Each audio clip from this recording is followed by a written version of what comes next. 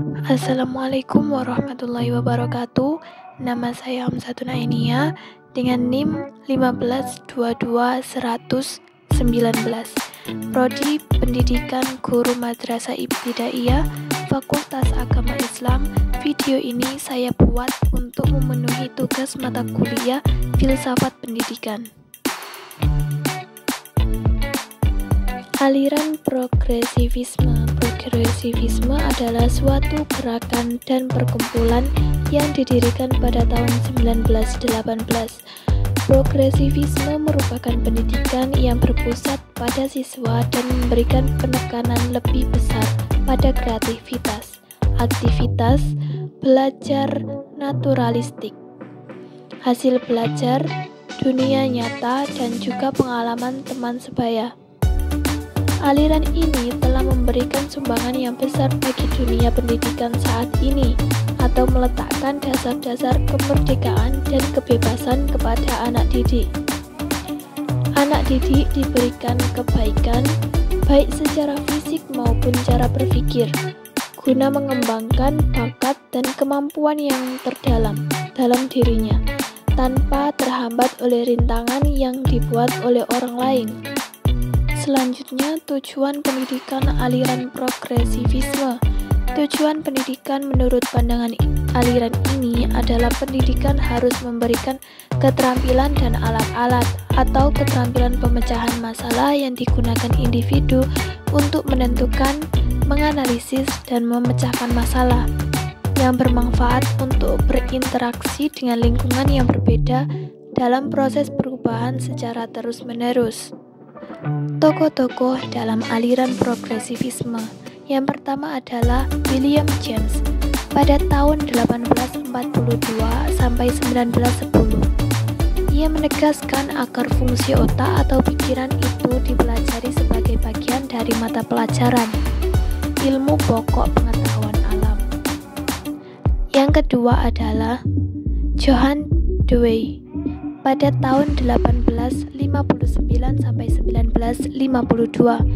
Ia mengatakan bahwa progresivisme mempersiapkan anak masa kini dibandingkan masa depan yang belum jelas. Seperti yang diungkapkannya, pendidikan adalah proses dari kehidupan dan bukan persiapan masa yang akan datang. Yang ketiga adalah Hans Wenger pada tahun 1852 sampai 1933 berpendapat bahwa tahu itu hanya mempunyai arti praktis.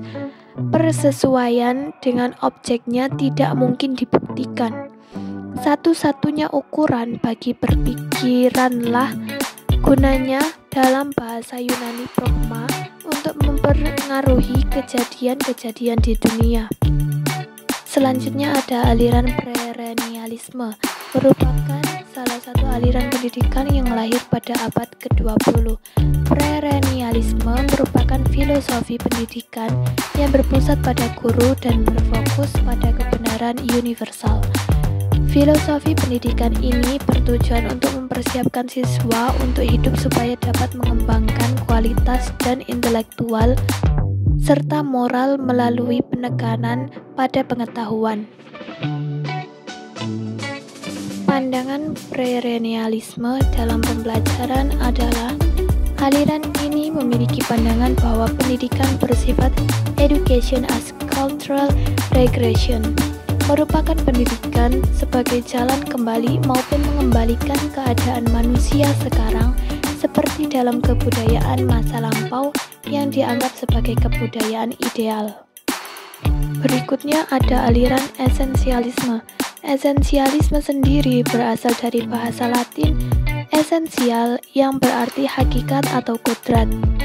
Esensialisme aliran filsafat yang berdirinya didasari atas dua aliran filsafat, yakni idealisme dan realisme.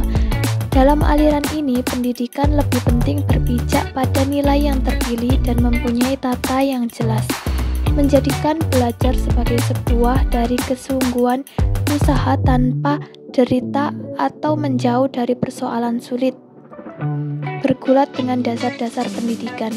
Aliran filsafat pendidikan esensialisme ini menganggap Nilai-nilai berbudi pekerti yang baik itu terletak pada warisan-warisan budaya yang telah membuktikan kebaikan-kebaikan bagi kehidupan manusia.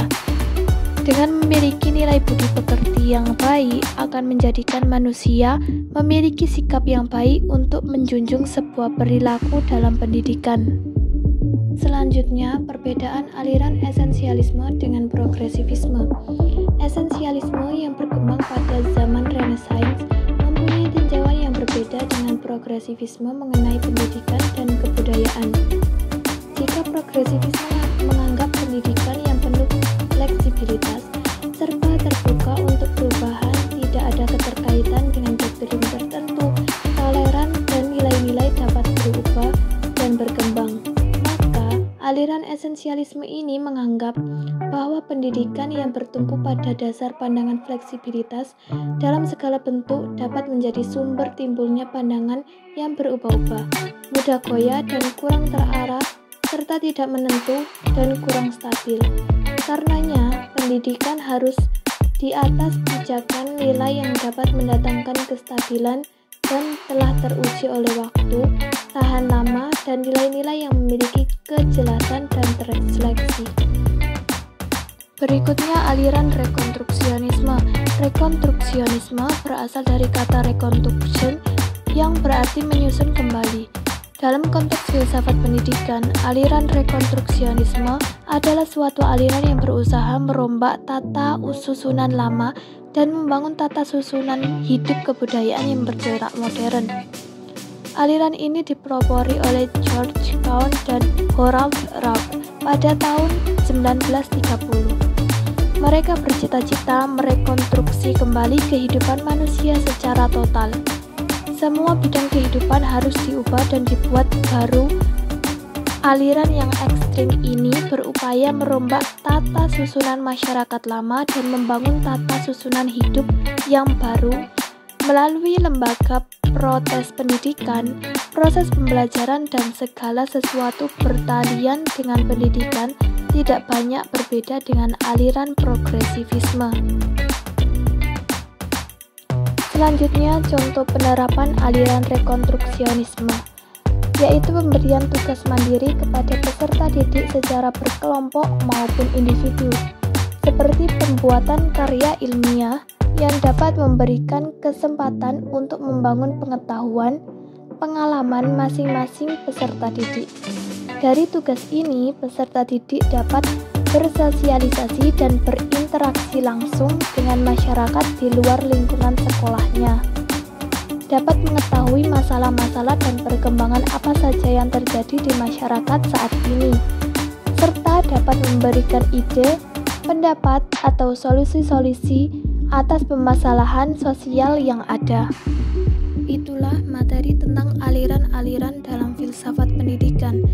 Terima kasih dan semoga bermanfaat